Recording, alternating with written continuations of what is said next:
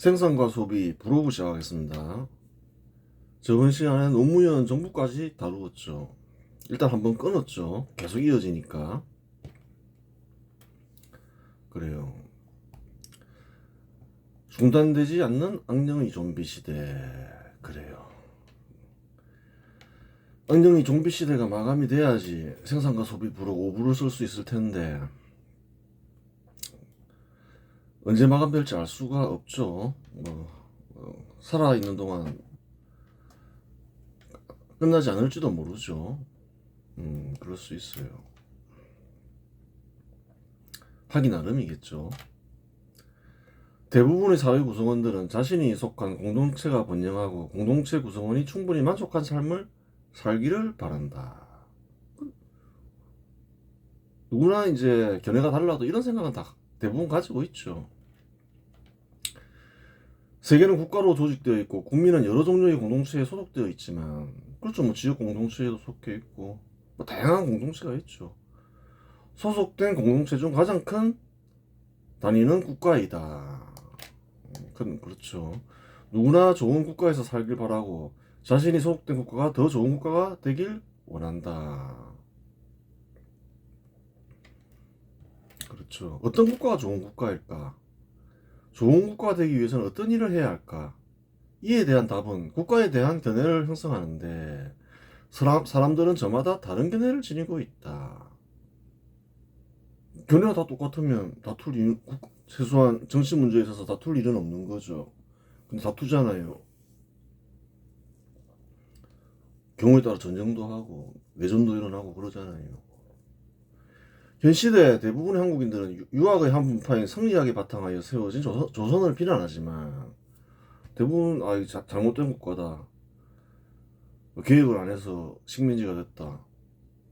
그렇게 생각하는 사람들이 많죠. 그래서 그 사실이죠. 조선의 지배자들은 성리학에 바탕하여 세워진 나라가 좋은 나라이고 성리학의 가르침을 실천해야 더 좋은 국가가 된다고 생각했다. 그래요. 조선의 지배자들은 그렇게 생각했죠. 이 성리학에 바탕한 국가가 좋은 국가지. 신분제도도 있고 산업공상이 있고 이런 나라가 좋은 나라다. 또 이런 걸 잘 실천하는 게 선행이다. 그렇게 생각한 거예요. 그 사람들은 현 시대에서 보면 와 이게 잘못된 일이다 이렇게 생각해도 이에 반발한 인사들이 있어 혁명을 일으키고자 한 이들이 있었으니 그들은 다름 아닌 갑신정변 인사들이었다. 그들은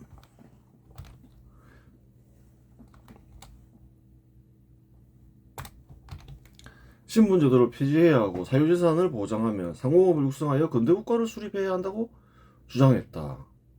그 당시 이런 견해 어떤가요? 그 성리학자들은 신분제도를 폐지하면 안 된다 생각하잖아요. 중요하게 생각하잖아요. 상공업을 등시했잖아요. 다투겠죠. 이러한 견해는 신분제도를 유지하고 하층 신분의 사유재산이 보장되지 않으며 상공업을 천시한 조선의 지배자들의 견해와 정반대였다. 조선시대에 사유재산이 보장됐냐는 거예요. 보장이 안 됐죠. 관리들이 함부로 침탈하고 재산을 그런 시대였다는 거예요. 신분제도를 얼마나 중시했나요. 근데 갑신정변 인사들은 생각이 전혀 달랐다는 거죠. 그런 국가는 잘못된 국가야. 이러다가 조선이 멸망해. 독립국을 유지하기 위해서는 다 바꿔야 돼. 이런 생각했다는 거예요. 갑신정변 인사들은 근대국가가 선왕국가이며 근대국가를 수립해야 조선이 독립을 유지한다고 생각했으며 사실이죠. 혁명이라는 극단적인 수단을 선택했지만 어려운 일을 한다고 확신했다. 반란을 일으켰잖아요. 그래서 계획에 성공하면 혁명이 되잖아요. 뭐 하려고 했나요? 갑신정변 인사들은 근대국가를 수립하려 했다는 거예요.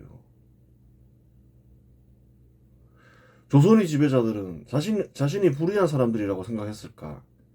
그들은 자신이 의로운 인사라고 생각했고 갑신정변 인사들은 무도한 악인에 불과했다. 악인에 불과하죠. 다 잡아다 죽이려고 했죠. 실패. 다 잡아다 죽이지 못했죠. 그래서 김옥균 암살당하고 김옥균을 암살할 때 조선의 지배자들은 자기들이 악행을 한다 생각했을 거냐는 거예요. 그렇지 않다는 거예요. 뭐 선행을 한다고 생각했지. 그리고 이렇게 뭐 개혁 개방하는 거를 나쁜 짓이라 생각했다는 거예요. 유교 국가를 좋은 국가라 했던 것이죠. 척양척외하고 동학 읽힌 사람들도 마찬가지죠. 척양척외 외치고 위나 아래나 다 큰 차이가 없었다는 거예요.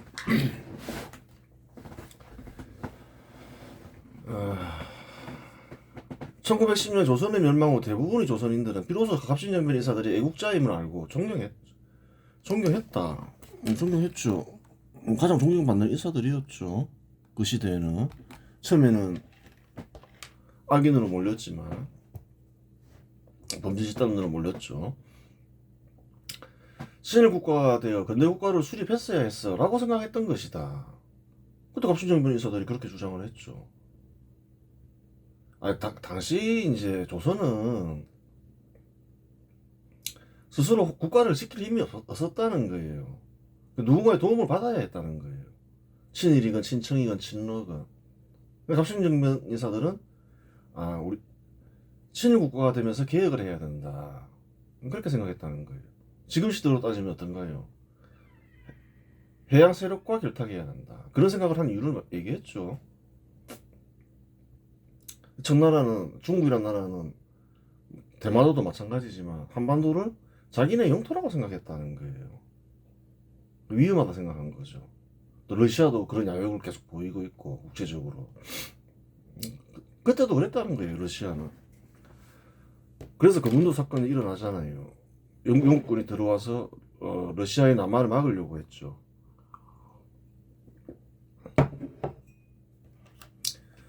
어떤 이는 독립할 힘이 없으니 우선은 식민지 주민에서 벗어나 일본 연방국의 일원으로 살며 실력을 양성하자고 말했고, 그렇죠.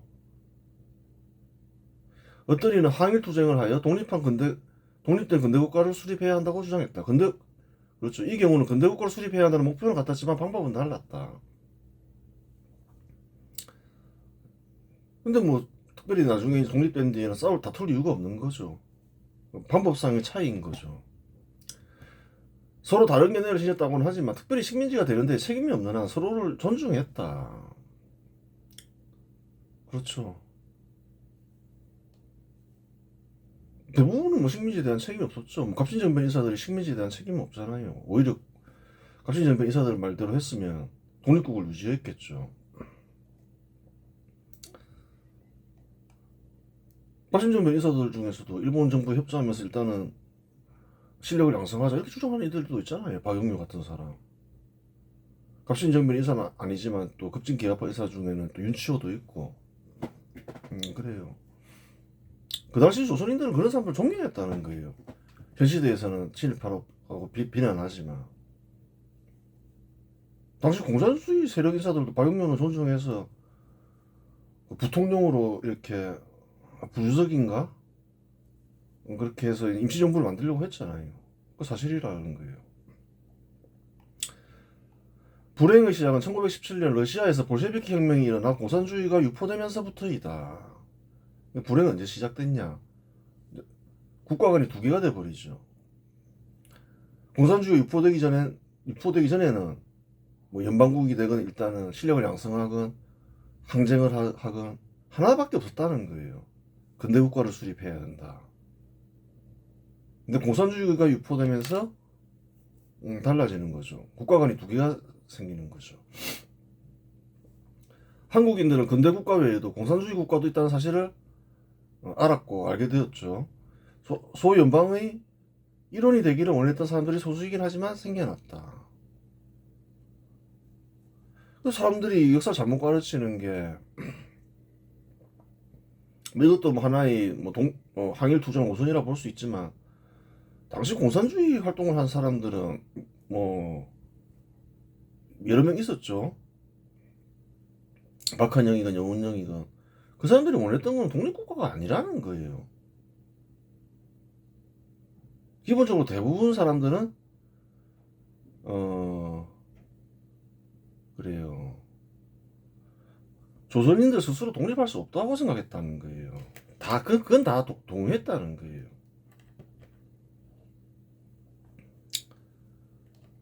누군가 힘을 빌려야 되는데 생각들이 여러 가지가 있었죠.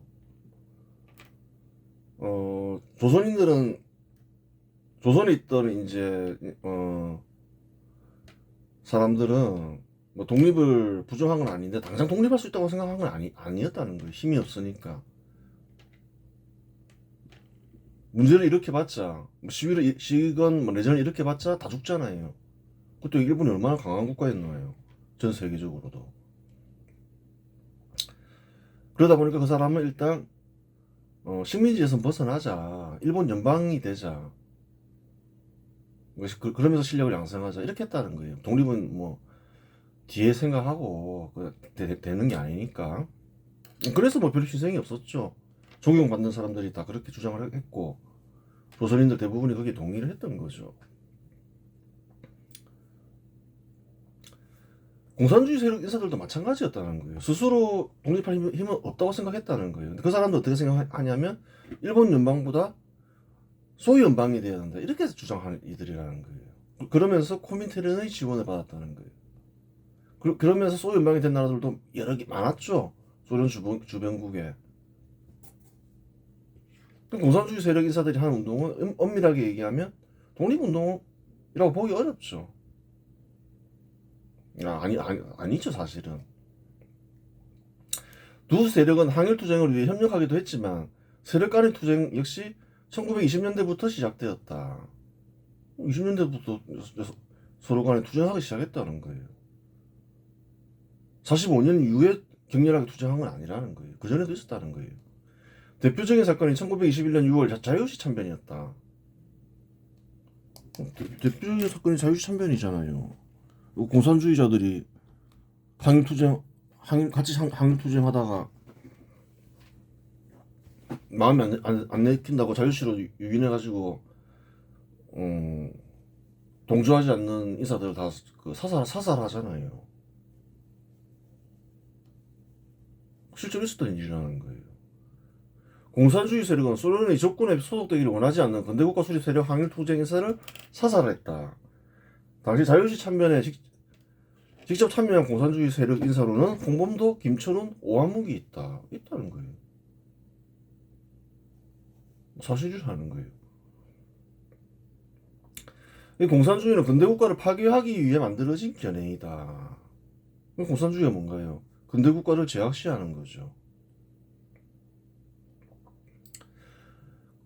공산주의자들은 근대국가 수립의 필수적인 조건인 시장, 사유재산, 민간기업, 자유로운 경제활동을 부정하고 경제적 평등을 중시하며 공동소유, 공동생산을 주장했다. 그러면 경제적 평등을 달성할 수 있다. 이렇게 생각하는 이들이죠. 그들에게 근대국가 수립 세력은 불의한 세력이고 근대국가 수립 세력이 하는 일은 악행이었다. 그 사실이죠. 그래서 국가를 수립할 때 서로 죽이잖아요. 6.25 전쟁도 일어나고. 악인이라 생각했다는 거예요. 근대국가 수립 세력 인사는. 물론 근대국가 수립 세력은 정반대로 생각했다. 정반대로 생각하죠. 그래요. 근대국가 수립이 선한 일이라고 생각하는 거죠. 그래요. 1945년에서 1948년 사이 미국의 지원을 받는 근대국가 수립 세력과 소련의 지원을 받는 공산주의 세력은 서로 투쟁했고 사실이죠 뭐. 6.25 전쟁까지 일어났죠. 한반도에는 한국과 북한이 수립되었다. 그래요. 이 정확한 내용이죠. 독립운동은 45년에 끝났다는 거예요. 8월 15일자로. 항일투쟁은 끝났다는 거예요. 한국이 일본과 싸우면서 세워진 나라냐는 거예요. 1945년에서 48년 한국이 세운 일들이 누구랑 싸웠냐는 거예요. 근대국가 수립 세력이 한반도를 세웠잖아요. 미국의 지원을 받아서. 북한하고 싸웠잖아요. 일본하고 싸운 게 아니라는 거예요. 정확하게 알아. 역사를 정확하게 알아라는 거예요. 그래요. 한국에서 근대국가 수립이 세워졌다고 하지만 그것은 형식적인 근대국가 수립이었었다릅니다. 실질적으로 근대국가를 수립하기 위해서는 산업화에 성공해야 했다. 그 사실이죠. 원래는 산업화가 진행이 되면서 근대국가가 수립되는데 딱 1948년만 하더라도 그냥 우리는 근대국가 수립할 거야 하면서 제도만 도입했다는 거예요. 그래서 형식적인 근대국가 수립이라는 거예요. 산업화가 진행되는 과정에서 식물제도도 폐지되고 그렇게 되는 거죠. 원래는 순서가. 그리고 먼 미래에 이제 민주정치도 실시되고 100년, 200년 지나서. 그런데 이때는 한국은 제도만 도입한 거죠. 그런데 군사정부가 들어서면 수십 년간 집권하면 실질적으로 근대국가를 수립하는 데 성공했다.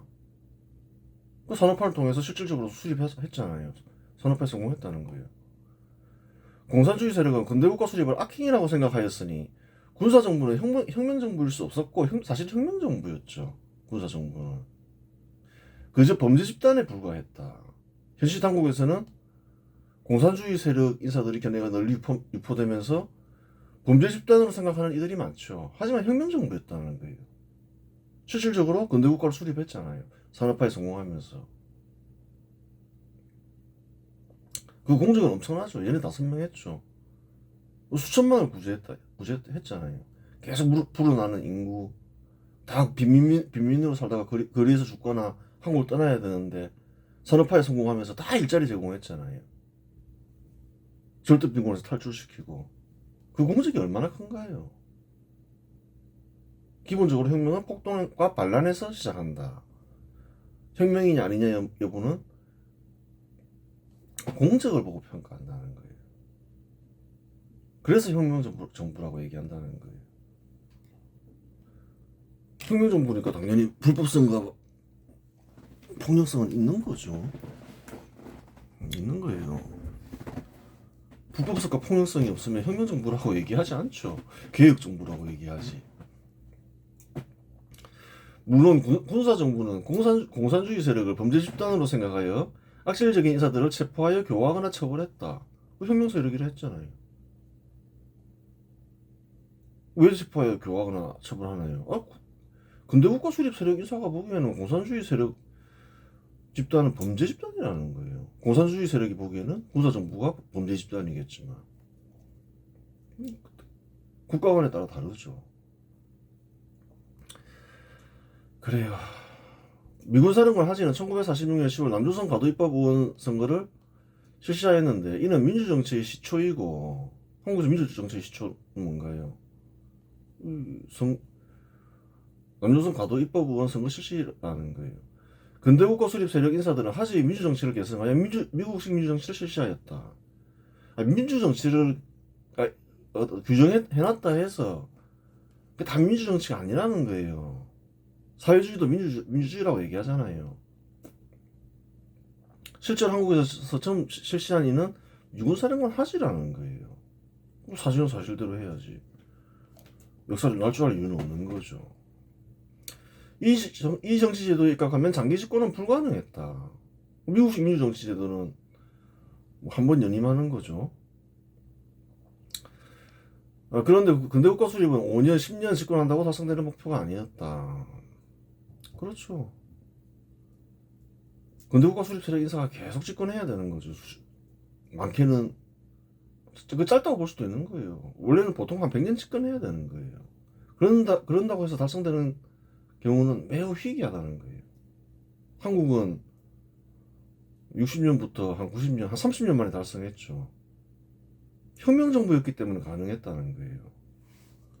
그 담당한 대통령이 굉장히 뛰어났죠. 박정희도 뛰어나고 사실 전두환도 굉장히 뛰어난 인물이에요.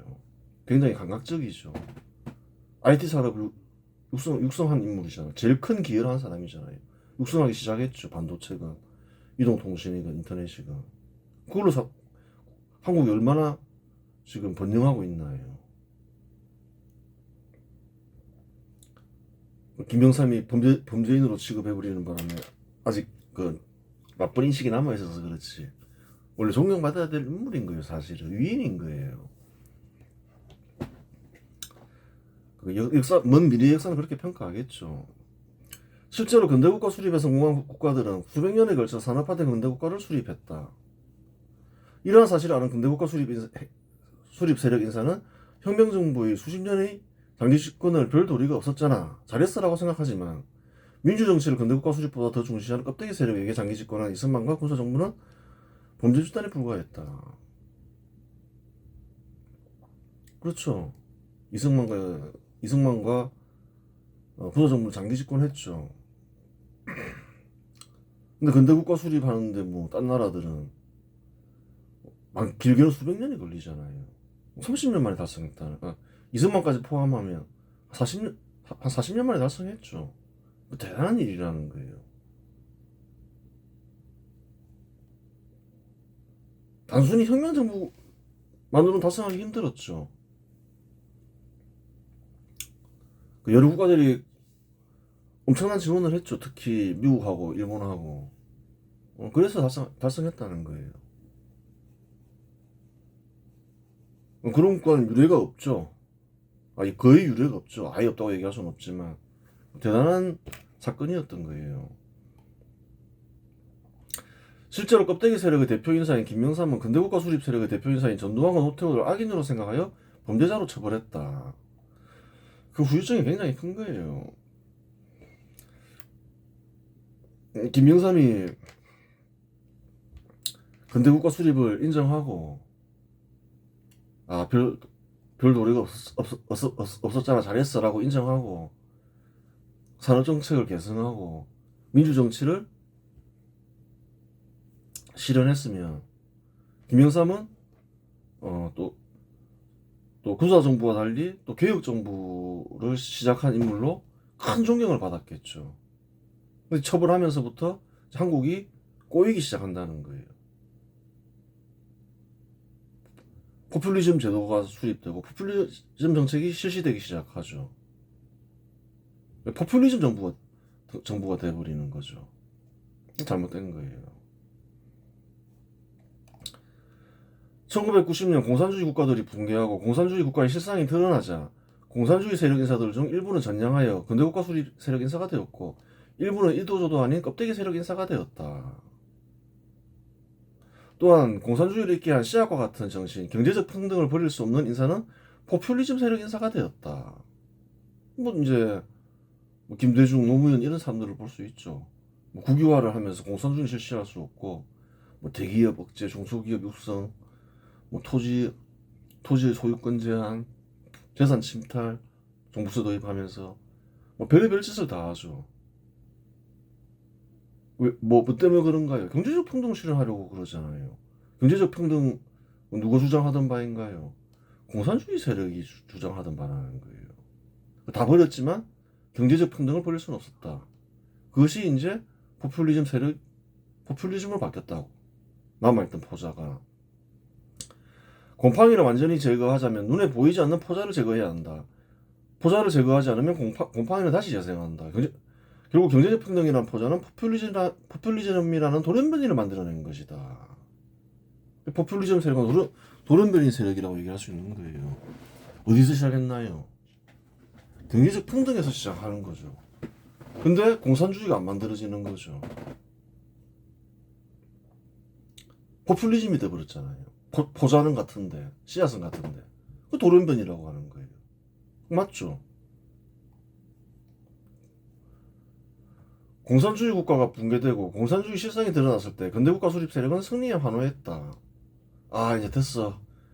근대국가 수립하는데 아무 문제 없어. 이렇게 생각했죠.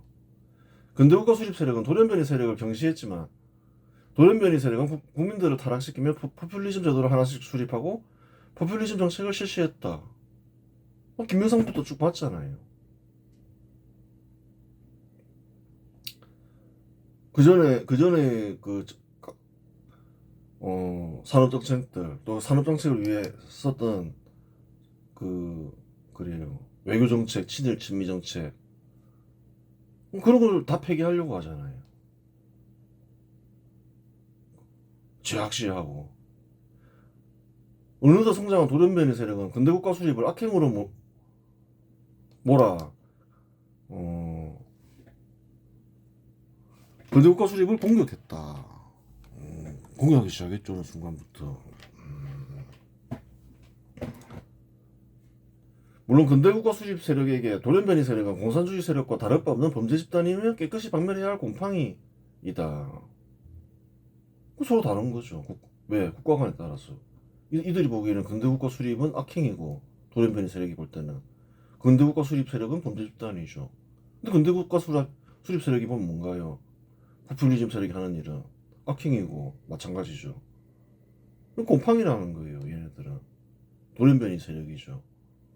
아, 저거 딱 보니까 저기 공산주의를 있게 한 경제적 평등이 공산주의가 되지 못하고 포퓰리즘이 되었군. 딱 보면 아는 거죠. 아는 사람들은. 그래서 돌연변이 세력이라고 얘기하는 거예요. 살펴보았듯이 국가 간에 따라 어떤 이에게 어려운 일이 어떤 이에게는 불리한 일로 보인다. 봤잖아요. 조선의 지배자들부터 해서 조선의 지배자들 자기들이 선한 사람이라 생각했다는 거예요. 자기들이 하는 일은 옳다 생각하고. 근데 갑신정변 인사들은 정반대로 생각하죠. 공산주의 세력 인사들도 마찬가지라는 거예요. 자기가 선하다 생각하고 근대 국가 수립 세력 인사들은 악인이라 생각하는 거죠. 악행이라 생각하고 하는 일은. 어떤 이에게는 선한 집단이 어떤 이에게는 범죄 집단으로 보인다. 그렇죠. 진실은 무엇인가? 그 진실은 도대체 뭐냐는 거예요. 섭리에 바탕한 일은 세상 사람들에게 이로움을 주고 섭리에 어긋난 일은 세상 사람들에게 해로움을 끼친다. 한국을 보라는 거예요. 대표적인 군사 정부죠. 북한에는 그래요. 공산당이 있었죠. 까보니까 어떻냐는 거예요. 누가 세상 사람들에게 이로움을 줬냐는 거예요. 군사 정부죠.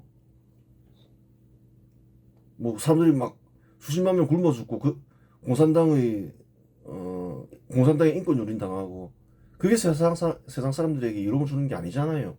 해로움 끼치는 거지. 그 세상 일이란 건 다 드러나 있다는 거예요. 감춰져 있는 게 아니라는 거예요. 잘 판단해 보라는 거예요. 섭리의 근거에 생겨난 집단은 그대로 있고 섭리에 어긋난 집단은 사라진다. 나타났다가 사라지는 게 뭔가요? 갑신정변 인사들이 사라질 것 같았지만 근대 국가 수립 세력이 그때 반란에 실패하면서 사라질 것 같았지만 계속 계승되고 있잖아요. 사라진 건 뭔가요? 성리학에 바탕한 조선의 지배자들이 사라진 거라는 거예요. 그 세력이 사라진 거라는 거예요. 공산주의 세력과 막 다퉜죠. 누가 사라졌냐는 거예요. 전 세계적으로 보면 공산주의 세력이 다 사라졌다는 거예요. 일부 남아있지만 북한 같은 나라도 사라지는 게 뭐냐 그걸 보라는 거예요. 조선의 섭리학이 근거한 세력들과 공산주의 세력이 사라진 이유는 특별한 것이 없다. 섭리에 어긋난 집단이었기에 사라진 것에 불과하다. 섭리작용에 의해서 사라진 거죠. 절로 청소가 된 거죠. 역사적으로 보면 조금 길게 보면 안 사라진 게 섭리에 근거해 있기 때문에 안 사라지는 거예요. 실상 답은 이미 정해져 있었던 것이다. 그래요. 잘 생각해 보라는 거예요. 이번 시간에서 마치겠습니다.